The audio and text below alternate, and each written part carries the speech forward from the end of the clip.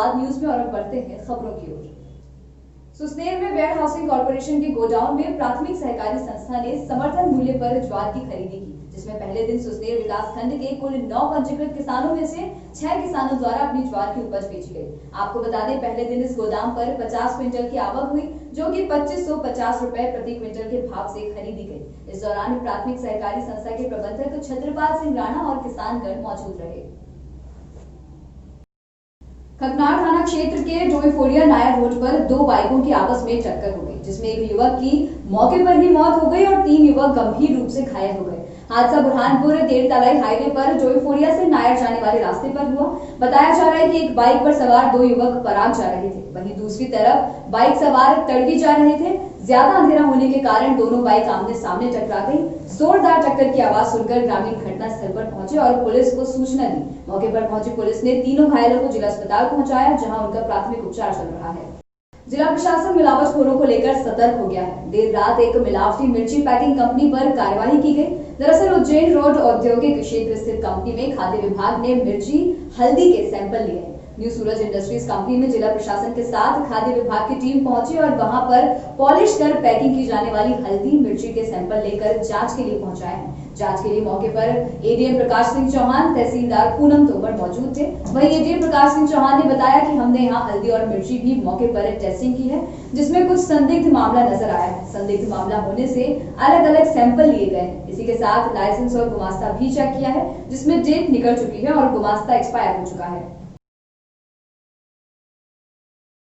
हमारे समाज में दहेज की परंपरा सदियों से चली आती है, जिसके चलते आज 21वीं सदी में दहेज प्रताड़ना की घटनाओं से प्रभावित होकर सांवेर तहसील के पंचडेरिया के रहने वाले किसान ने अपने दोनों बेटों की शादी में दहेज नहीं लेने का प्रण लिया है। करीब 1 साल पहले पूर्व किसान ने अपने एक बेटे की शादी गंगाजल खेड़ी में की और सिर्फ एक जोड़ कपड़ों के साथ बहू को घर लाए। तो वहीं बीते दिन दूसरे बेटे का विवाह 1 नवंबर कांकरिया बोजिया गांव में धूमधाम से हुआ। इस बार भी किसान ने दहेज के खिलाफ जागरूकता दिखाते हुए बिना दहेज के बहू को घर लाए, जिसकी हर जगह जमकर सराहना हुई। समाज में बिना दहेज के बेटों की शादी करने पर अखिल भारतीय क्षत्रिय महासभा और जय राजपूताना संघ ने अजब सिंह और उनके परिवार का सम्मान किया। देखिए सर, ये एक हमारी समाज का दस्तूर बनेगा, उससे लोग जागरूक होंगे, समाज सुधरेगी, राजपूत समाज का नाम चलेगा। जो भी कुछ है, हमारे जो बीआईजी है अपने अजब सिंह जी ठाकुर, ग्राम डेरिया पंथ वाले, उनका कहना ये है कि दहेज प्रथा जो है ये बंद करी जाए, उससे कोई फायदा नहीं होगा और जो भी कुछ होगा सब अच्छा ही होगा, समाज में सुधारगत होगा। हमारे अजब सिंह चौहान जी ने जैसे टीम में दोहरा शतक लगता है, ऐसे इन्होंने दहेज ना लेकर दोहरा शतक दिया। उनको बहुत बहुत बधाई और शुभकामनाएं देता हूँ इस कार्य के लिए। और समाज को मैं इस प्रथा, दहेज प्रथा के बारे में नकारते हुए बोलता हूँ कि यहाँ लेना ही नहीं चाहिए। इससे दहेज से लड़कियाँ शोषण होता है और आत्महत्या करने के लिए विवेचित हो जाती है। दहेज को रोकना चाहिए और यह जन जागरण इनके द्वारा चलाया गया है, इसलिए बहुत बहुत धन्यवाद। मैंने शुरू से फैसला कर लिया था कि दोनों लड़के का मैं दहेज नहीं लूँगा। पहले भी मैंने नहीं लिया है। बड़े राघवेंद्र सिंह की शादी करी गंगाजल खेड़ी और आकाश की भी बोड़िया काकरे बारात गई थी, उसका भी मैंने फैसला कर लिया था कि दहेज नहीं लूँगा। हमारे भैया जी साहब ने पूछा था कि क्या भैया, तो मैंने बोला दहेज नहीं लूँगा मैं, एक जोड़े में लड़की आना चाहिए मेरे घर। भैया साहब को बोड़िया काकरे वाले दूल्हे सिंह जी को मैं दूल्हे सिंह सोलन जी को बता दिया था मैंने, हम दहेज नहीं लेंगे। मसालों के शहंशाह कहे जाने वाले एमडीएच मसाला कंपनी के मालिक महाशय धर्मपाल गुलाटी का 97 वर्ष की उम्र में निधन हो गया। उन्होंने दिल्ली के जनकपुरी में स्थित माता चंदन देवी हॉस्पिटल में आज सुबह करीब 6 बजे आखिरी सांस ली। दुनिया भर में अपने मसालों के जायकों से पहचान बनाने वाले धर्मपाल गुलाटी की जिंदगी भी काफी उतार चढ़ाव भरी रही है। उन्होंने अपने जीवन में ये शीर्ष मुकाम बड़े संघर्ष की बदौलत पाया था। महाशय के नाम से जाने जाने वाले धर्मपाल गुलाटी का जन्म पाकिस्तान के सियालकोट में साल 1923 में हुआ था। धर्मपाल गुलाटी ने 1956 में एमडीएच की स्थापना की थी। आज दुनिया के कई शहरों में एमडीएच की ब्रांच है। एमडीएच कंपनी की 80% हिस्सेदारी धर्मपाल गुलाटी के पास है। महाशय धर्मपाल गुलाटी को पिछले साल व्यापार और उद्योग खाद्य प्रसंस्करण के क्षेत्र में योगदान के लिए भारत सरकार ने पद्म भूषण पुरस्कार से सम्मानित किया था। ग्वालियर शहर और देहात में भ्रमण के दौरान महिला बाल विकास के डीपीओ को 3 बच्चे ऐसे मिले हैं जो गंभीर रूप से कुपोषित होने के साथ साथ गंभीर बीमारियों से ग्रसित भी हैं। इनमें से एक बच्ची की आंखों में कैंसर है, जबकि एक बच्ची के सिर के पिछले हिस्से में ट्यूमर है। खतरनाक बीमारियों के शिकार इन बच्चों के इलाज की जिम्मेदारी कलेक्टर ने ली है। दरअसल इनके इलाज की पूरी व्यवस्था करने के लिए कलेक्टर ने सीएमएचओ को खत लिखा है। इसके साथ ही दवाओं आदि पर होने वाले खर्च की जरूरत होने पर वह खुद पूरा कराएंगे। इसके बाद पूरी जानकारी कलेक्टर को दी गई। अब कलेक्टर ने इन बच्चों को इलाज कराने की जिम्मेदारी ली है। इसमें ऐसा है कि अभी 21 तारीख से और 30 तारीख तक 10 दिन के भीतर जो 1700 हमारे सैम बच्चे हैं, अति कुपोषित बच्चे हैं, उसमें ये लक्ष्य रखा गया है था कि सुपरवाइजर 100% घरों में जाएगी और हमारे जो सीडीपीओ हैं, जो परियोजनाधिकारी हैं, वो 20% घरों में जाएंगे। और चूँकि 10 दिन का समय था तो हमने 10 परियोजनाओं के 10 गांव या वार्ड शहरी क्षेत्र में जाने का लक्ष्य रखा था। तो इसी भ्रमण के दौरान ये हमको मेरे भ्रमण के दौरान ये 3 बच्चे इस तरीके से मिले हैं। और कल हमने एक मीटिंग रखी है तो और दूसरे जगह के भी जो सुपरवाइजर्स वगैरह ने चिन्हांकन किया होगा उन बच्चों को भी हम ले आएंगे जो मेडिकल कॉम्प्लिकेशन वाले हैं।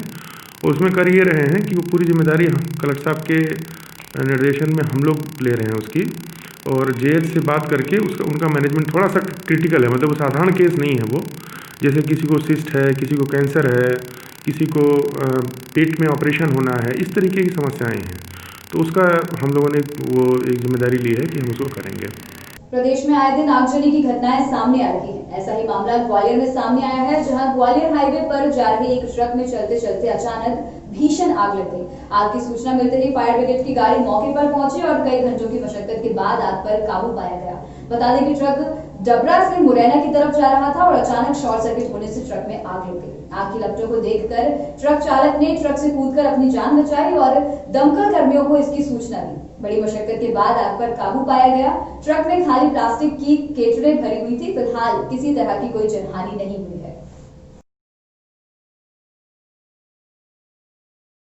रात को 9:15 पर सूचना मिली थी कि पदमपुर खेरिया चौकी के पास एक ट्रक में आग लगी है। तत्काल नज़दीक डीडी नगर सब स्टेशन की गाड़ी को रवाना किया, लेकिन वो गाड़ी जाम में फंस गई थी क्योंकि ट्रक में आग लगी थी। इसलिए तुरंत मुरार सब स्टेशन की गाड़ी को रवाना किया और मांग आने पर तीसरी गाड़ी हेडक्वार्टर मुख्यालय से रवाना करी। डीडी नगर वाली गाड़ी ने पहुँच कर ट्रक की आग को बुझाया, जिसमें किसी प्रकार की जनहानि नहीं हुई। गाड़ी का नंबर है MP07 SC 2832। राजधानी भोपाल में 36 साल पहले हुई गैस त्रासदी ने शहर की 5000 महिलाओं के जीवन का सहारा छीन लिया था। अब ये महिलाएं एक और त्रासदी झेल रही हैं। जिंदा रहने के लिए हर दिन जद्दोजहद करनी पड़ रही है। इन महिलाओं के बुढ़ापे का इकलौता सहारा 1000 रुपए गैस पीड़ित विधवा पेंशन 1 साल पहले बंद कर दी गई। सरकार ने 2011 में 1000 रुपए पेंशन का वादा किया था, लेकिन अब जिम्मेदार मंत्री इसे नकार रहे हैं। तत्कालीन कमलनाथ सरकार के समय यह पेंशन बंद हुई थी। शिवराज सरकार के वापस आने के बाद अब तक पेंशन शुरू नहीं करवाई जा सकी। हालत ये है कि गैस पीड़ित महिलाओं को कोरोना काल में कई बार खाना मांगकर पेट भरना पड़ा। इन 5000 महिलाओं में से 4650 जीवित हैं, बाकी 350 महिलाएं बीमारी के कारण चल बसी। परेशानी खाने पीने की सभी बात से परेशानी आ रही भैया। लड़का मेरा विकलांग, वो भी हमारा है। वो कैसे विकलांग है? इसी वजह से गैस की मानसिक रूप में गैस में ही हुआ था, तो मानसिक रूप में लड़का विकलांग। अच्छा। और वो भी हमारा लड़का बाहर फंस गया गैस कार्ड में, कोई नहीं, अकेले, कोई मदद नहीं हुई। कोई रोटी दे जाता था, कोई नहीं देता। 2 दिन पहले चर्चा में आने वाली इंदौर की रेस कोर्स रोड पर नंबर 2 में कोरोना टेस्ट किया जा रहा है। क्षेत्र की एक मल्टी में 70 लोगों के संक्रमित होने के अनाउंसमेंट के बाद हड़कंप मच गया था। प्रशासन और निगम की टीम ने मल्टी को सील कर दिया था। रहवासी इन आंकड़ों को गलत बताते हुए मल्टी को सील किए जाने के विरोध में उतर आए थे। उन्होंने सवाल किया था कि 41 बेड की मल्टी में करीब 100 लोग रहते हैं, इनमें से 70 पॉजिटिव कैसे आ सकते हैं। इसके बाद बुधवार को मेडिकल टीम यहां टेस्ट करने पहुंची और 36 लोगों की जांच की। इनमें सभी की रिपोर्ट नेगेटिव आई है। बचे लोगों के गुरुवार को टेस्ट किए जाएंगे। ग्वालियर में मुंबई की ट्रैवल एजेंसी के लिए तत्काल और विंडो टिकट बनवाकर ब्लैक में बेचने वाले 2 दलालों को रेलवे पुलिस ने बुधवार को डबरा स्टेशन से पकड़ा है। इनके पास से 10 विंडो टिकट मिले हैं। दलालों से पूछताछ के बाद रेलवे की महिला बुकिंग क्लर्क का नाम सामने आया है। क्लर्क को प्रति टिकट 500 रुपए और दोनों दलालों को 2000 बतौर कमीशन मिलते थे। रेलवे सुरक्षा बल के उप निरीक्षक नंदलाल मीना टीम के साथ राउंड पर निकले थे, तभी उन्हें जबरा स्टेशन पर टिकट विंडो के पास 2 दलालों के खड़े होने की सूचना मिली। जैसे ही वे पहुंचे तो 2 युवक भागने लगे। इस पर टीम ने घेराबंदी कर उन्हें हिरासत में लिया। युवकों की तलाशी लेने पर उनके पास से 10 विंडो टिकट मिले। पुलिस ने मामला दर्ज कर लिया है, वहीं आरोपियों से पूछताछ की जा रही है।